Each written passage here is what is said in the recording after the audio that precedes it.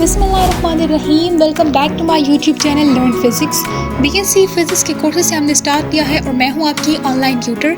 मज़े की बात यह है कि मैं आपको अपने लेक्चर के साथ साथ एग्जाम नोट्स भी प्रोवाइड करूंगी ताकि आपके पास कॉन्सेप्ट और एग्जाम नोट्स दोनों मौजूद हों। मैथमेटिकल मेथड्स ऑफ फिजिक्स में आज हम एक बहुत ही इंपॉर्टेंट लेक्चर स्टडी करने वाले हैं जिसका नाम है Legender differential equation. Video start करने से पहले मेरी आपसे रिक्वेस्ट है कि चैनल को मत सब्सक्राइब करें, क्योंकि ये आपकी तरफ से हमारे लिए एक रिवॉर्ड होता है कि आपको हमारा दिया हुआ लेक्चर बहुत अच्छे से समझ आ गया है। तो विदाउट वेस्टिंग एनी टाइम चलिए स्टार्ट करते हैं आज का लेक्चर लेजेंडर डिफरेंशियल इक्वेशन। देखिए students, second order differential equation जिसका फॉर्म इस इक्वेशन की तरह हो उनको हम क्या कहते हैं? Legender differential equation. और वो फॉर्म किस तरह होगा सेकेंड ऑर्डर डिफरेंशियल इक्वेशन का? वो कुछ इस तरह होगा कि 1 minus x square d square y by d x square minus 2x dy by d x plus v into v plus 1 y which is equals to 0। ये इक्वेशन आपके पास क्या कहलाती है? ये इक्वेशन हमारे पास कहलाती है लेजेंडर डिफरेंशियल इक्वेशन। ये स्टैंडर्ड फॉर्म है किसका? लेजेंडर डिफरेंशियल इक्वेशन का। इस इक्वेशन का जो सॉल्यूशन होता है उसको हम क्या कहते हैं? उनको हम कहते हैं लेजेंडर फंक्शन। यानी इस इक्वेशन का अगर आप सॉल्यूशन निकालोगे तो उसको हम क्या कहेंगे? लेजेंडर फंक्शन कहेंगे। आज हम स्टडी करने जा रहे हैं लेजेंडर डिफरेंशियल इक्वेशन का जनरेटिंग फंक्शन। आने वाली वीडियोस में हम इसके रेफरेंस रिलेशन पे भी बात करेंगे, स्पेशल वैल्यूज़ पे भी बात करेंगे, ऑर्थोगोनैलिटी कंडीशन पे भी बात करेंगे। आज का जो हमारा लेक्चर होने जा रहा है वो है generating function of Legendre differential equation. देखिए स्टूडेंट्स, लेजेंडर डिफरेंशियल इक्वेशन का जो जनरेटिंग फंक्शन है वो कुछ इस फॉर्म में होता है कि 1 minus 2xt plus t square whole the power -1/2 जो कि बराबर होता है p n of x t of n. और ये जो फंक्शन होता है उसको हम g का नाम दे देते हैं जो कि x और t का फंक्शन होता है। ये हमारे पास क्या है? जनरेटिंग फंक्शन है लेजेंडर डिफरेंशियल इक्वेशन का, जिसको हम अभी आने वाले सेक्शंस में प्रूव करने जा रहे हैं। तो चलिए स्टार्ट करते हैं proof of generating function for the Legender differential equation. देखिए स्टूडेंट्स, लेजेंडर डिफरेंशियल इक्वेशन का जो जनरेटिंग फंक्शन है उसको हम जो है इलेक्ट्रोस्टैटिक मेथड से सॉल्व करेंगे। यानी हम लोग जो है इलेक्ट्रोडायनेमिक्स का यूज़ करेंगे। डायग्राम से पहले आप समझिए, उसके बाद जो है हम थ्योरी की तरफ जाएंगे। देखिए स्टूडेंट्स, हमने कोई भी एक्सिस लिया है, लेट सपोज हमने z एक्सिस लिया है। ये जो एक्सिस है ये आपके पास z एक्सिस है। इस पे एक चार्ज पड़ा हुआ है प्लस क्यू चार्ज, जैसे कि आप देख भी सकते हो ये प्लस क्यू चार्ज है। और हम इस चार्ज की वजह से पोटेंशियल फाइंड करना चाहते हैं इस पॉइंट P पे। हम इस पॉइंट P पे इस चार्ज की वजह से लगने वाले पोटेंशियल को फाइंड करना चाहते हैं। Q का जो डिस्टेंस है पॉइंट P से उसको हमने R1 का नाम दे दिया। और ये जो R है आपके पास, ये क्या है? हमारे पास पोजीशन वेक्टर है। ये तो आपके पास हो गया डायग्राम। अब हम देखते हैं कि थ्योरी हमें क्या कहती है। देखिए students, let there is a charge q placed on the z axis at z equals to a। जैसा कि आप देख भी सकते हो कि हमने एक z एक्सिस लिया है जिसके ऊपर हमने एक चार्ज q रखा हुआ है। From electrodynamics we know the relation for electric potential at point। Electrodynamics में और सेकेंड ईयर में भी आप ये पढ़ चुके हैं कि जो इलेक्ट्रिक पोटेंशियल होता है वो 1/4πε0 q/r, यानी आपने जिस फॉर्म में पढ़ा है वो इस तरह था कि v = kq/r, जहाँ पे k आपके पास 1/4πε0 के बराबर होता है और q/r ये क्या होता है? हमारे पास इलेक्ट्रिक पोटेंशियल होता है। लेकिन यहाँ पे हमने इलेक्ट्रिक पोटेंशियल को v की जगह साई से रिप्रेजेंट किया है। यानी हमने इलेक्ट्रिक पोटेंशियल को v की जगह साई से रिप्रेजेंट किया है, जिसका फॉर्मूला किसके बराबर है? 1/4πε0 q/r1। यहाँ पे हमने r1 क्यों लिखा है? क्योंकि r1 हमारे पास वो डिस्टेंस है जिस डिस्टेंस से हम चार्ज का जो पोटेंशियल है वो फाइंड करना चाहते हैं। जैसे कि आप डायग्राम में भी देख सकते हो कि हमने इसको R1 का नाम दिया है। यहाँ पे आप लाइन बनाओगे कि R1 क्या है आपके पास, distance from the charge to the point of interest, और हमारा पॉइंट ऑफ इंटरेस्ट क्या है, P है। देखिए स्टूडेंट्स, अब हम इस वेक्टर पोटेंशियल को, इलेक्ट्रिक पोटेंशियल को सॉल्व करने के लिए स्फेरिकल पोलर कोऑर्डिनेट्स का इस्तेमाल करते हैं। आपको पता है कि स्फेरिकल पोलर कोऑर्डिनेट्स में हमारे पास जो कंपोनेंट्स होते हैं वो r और थीटा होते हैं, और वहाँ पे जो हम लोग वेक्टर का फॉर्मूला लेते हैं वो किस फॉर्म में होता है, वो कुछ इस फॉर्म में होता है कि r1 square is equals to r square plus a square -2r dot a। जब हम इस डॉट को हटाएंगे तो डॉट प्रोडक्ट जब हम हटाते हैं तो हम कॉस थीटा लगाते हैं। तो नेक्स्ट स्टेप में आप क्या करोगे कि डॉट को हटा के कॉस थीटा लगा दोगे। अब हमें यहाँ पे r की वैल्यू चाहिए, r स्क्वायर की वैल्यू नहीं चाहिए, तो हम यहाँ पे अंडर रूट लगा देंगे। अंडर रूट से स्क्वायर और अंडर रूट आपस में कैंसिल होके हमें r1 दे देंगे, और यहाँ पे क्या हो जाएगा कि अंडर द रूट आ जाएगा। इसको आप इक्वेशन नंबर 2 का नाम दे दें। ये इक्वेशन नंबर 2 अब हम इक्वेशन नंबर 1 में पुट करेंगे r1 की जगह। जब आप लाइन बनाओगे कि put equation number 2 in equation 1, तो इक्वेशन 1 जो है वो कुछ इस फॉर्म में आ जाएगी। यहाँ आप देख सकते हो कि r1 हमारे पास डिवीजन में है, और यहाँ पे हमने इसको ऊपर लिखा हुआ है। तो ऊपर हमने कैसे लिखा हुआ है कि इसका जो साइन है, इसकी जो पावर है वो साइन उसका पॉजिटिव है। जब ये नीचे से ऊपर जाएगा तो उसका जो साइन होगा वो नेगेटिव हो जाएगा, जैसा कि आप इस इक्वेशन में देख सकते हो कि r square plus a square -2ar cos of theta -1/2, ये हो जाएगी हमारी इक्वेशन नंबर 3। इस इक्वेशन में स्टूडेंट्स अगर हम एक काम करें कि हम इसमें r स्क्वायर को कॉमन ले लें, तो स्टूडेंट्स जब हम लोग इस इक्वेशन में से r स्क्वायर को कॉमन लेंगे तो r स्क्वायर तो बाहर निकल आएगा, लेकिन उसके ऊपर ये पावर b है, यानी ये r स्क्वायर को जब आप कॉमन निकालेंगे तो ये इस फॉर्म में होगा। ठीक है, यहाँ से ये स्क्वायर, ये 2 आपस में कैंसल आउट हो जाएंगे, तो हमारे पास रह जाएगा r⁻⁻1, जिसको हम 1/r में लिख सकते हैं। नेक्स्ट स्टेप में हमें क्या किया है कि हमने r स्क्वायर को कॉमन लिया है। जब हमने r स्क्वायर को कॉमन लिया तो जो हमारी इक्वेशन है वो कुछ इस फॉर्म में आएगी कि q/4πε0r, ये वो r है जो हमने कॉमन निकाल ली है। जब आप इस इक्वेशन में r को कॉमन लेंगे तो यहाँ तो हमारे पास 1 रह जाएगा। यहाँ पे जब भी आप कोई ऐसी चीज़ ज़बरदस्ती वाला काम करें कि आप कॉमन ले लेकिन वो कॉमन बनता नहीं है, तो यहाँ पे मेरे पास कोई r नहीं है, तो यहाँ पे r जो है वो डिवीजन में आ जाएगा, जैसे कि आप यहाँ देख भी सकते हैं।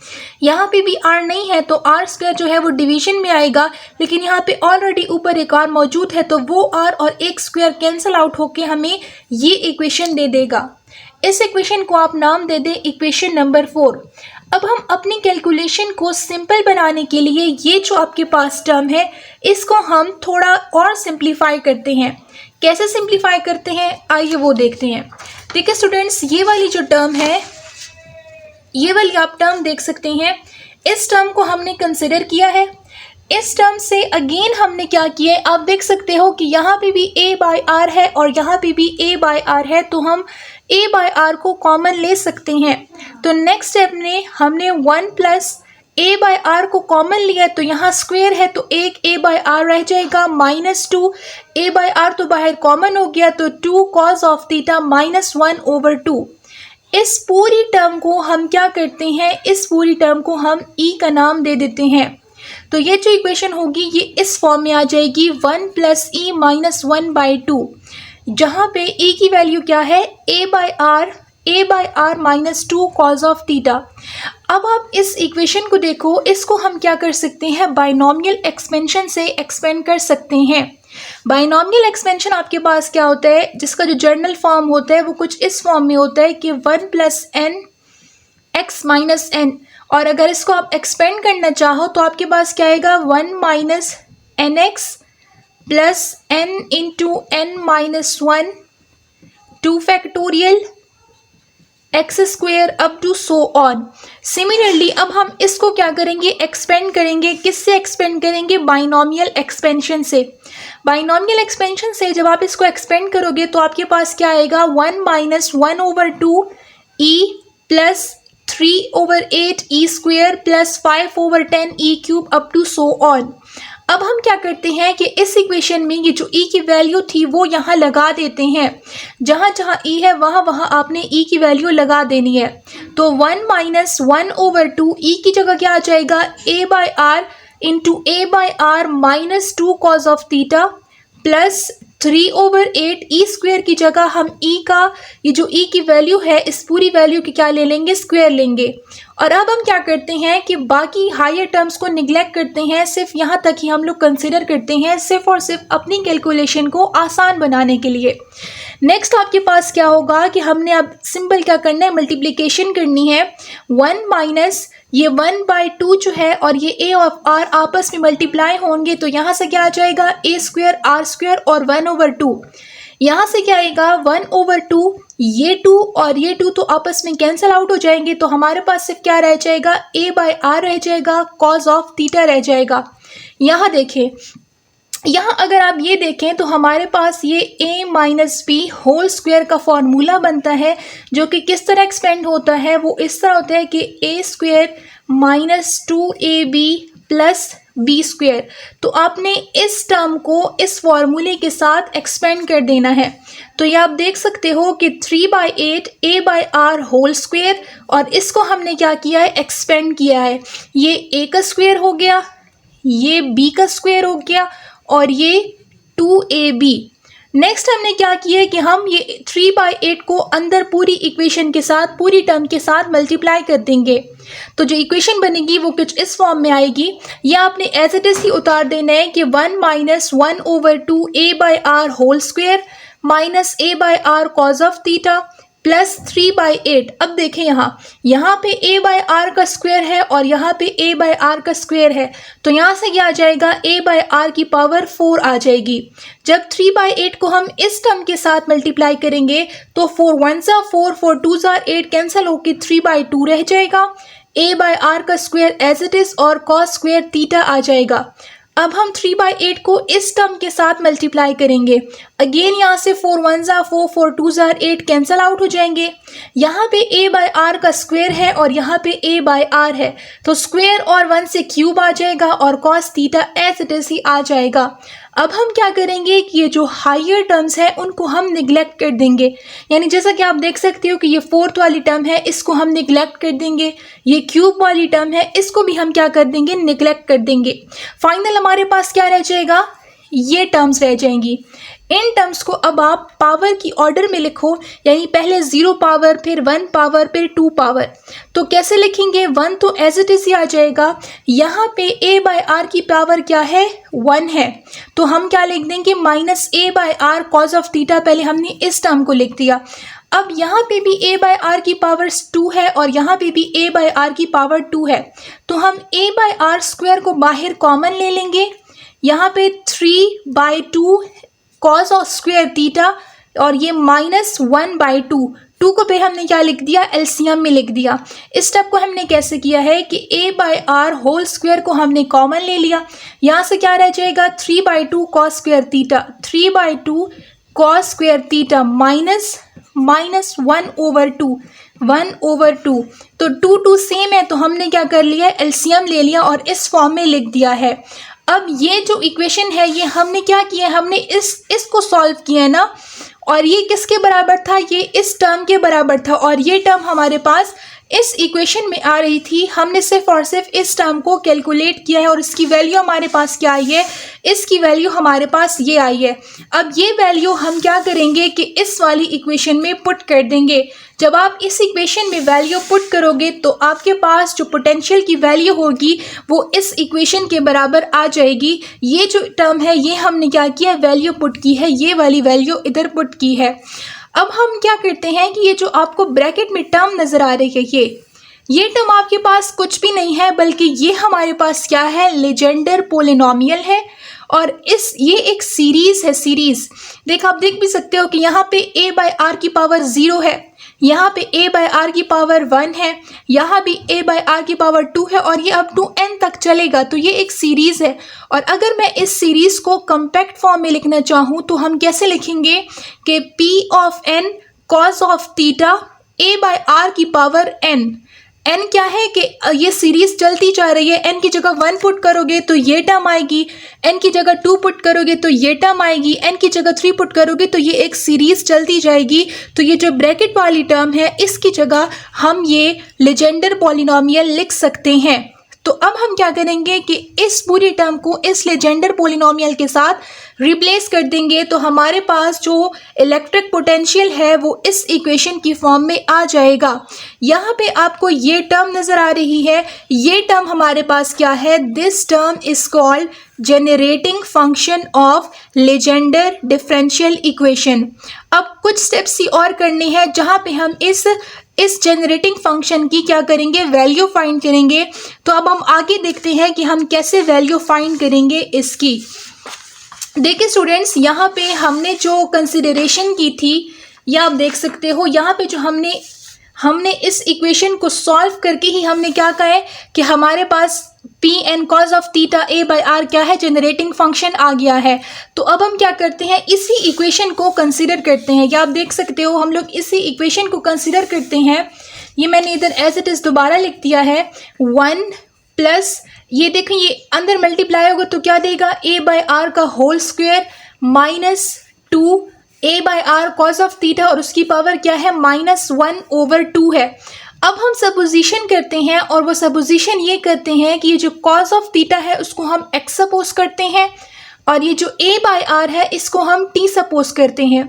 तो ये वैल्यू जब आप इस इक्वेशन में पुट करोगे तो आपके पास क्या आएगा, 1 - 2 ए बाई आर की जगह टी आ जाएगा, कॉज ऑफ थीटा की जगह एक्स आ जाएगा, प्लस यहाँ पे ए बाई आर टी है और इसका स्क्वायर है तो स्क्वायर और होल की पावर क्या है, -1/2। ये किसके बराबर था, ये लेजेंडर पॉलिनोमियल के बराबर था और लेजेंडर पॉलिनोमियल खुद किसके बराबर था, वो इसके बराबर था। यहाँ पे जब हम कॉज ऑफ थीटा की जगह एक्स लगाएंगे और ए बाई आर की जगह टी लगाएंगे तो हमारे पास जो इसका फाइनल इक्वेशन होगी वो इस फॉर्म में आ जाएगी। ये एक्स कॉज ऑफ थीटा है और ये टी ए बाई आर है और इसको हम फंक्शन का नाम दे देते हैं कि हमारे पास ये जी फंक्शन है जो कि एक्स ऑफ टी में डिफाइन है और वो इस इक्वेशन के बराबर आता है। तो ये इक्वेशन क्या है आपके पास, generating function of Legendre differential equation.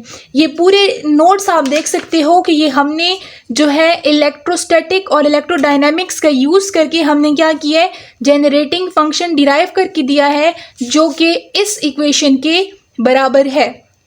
ये था हमारा आज का लेक्चर। मैं उम्मीद करती हूँ कि आपको मेरा दिया हुआ कॉन्सेप्ट बहुत अच्छे से समझ आ गया होगा। मिलेंगे आपसे नए लेक्चर में नए एग्जाम नोट्स के साथ। तब तक के लिए अपना बहुत सारा ख्याल रखें। अल्लाह हाफिज़।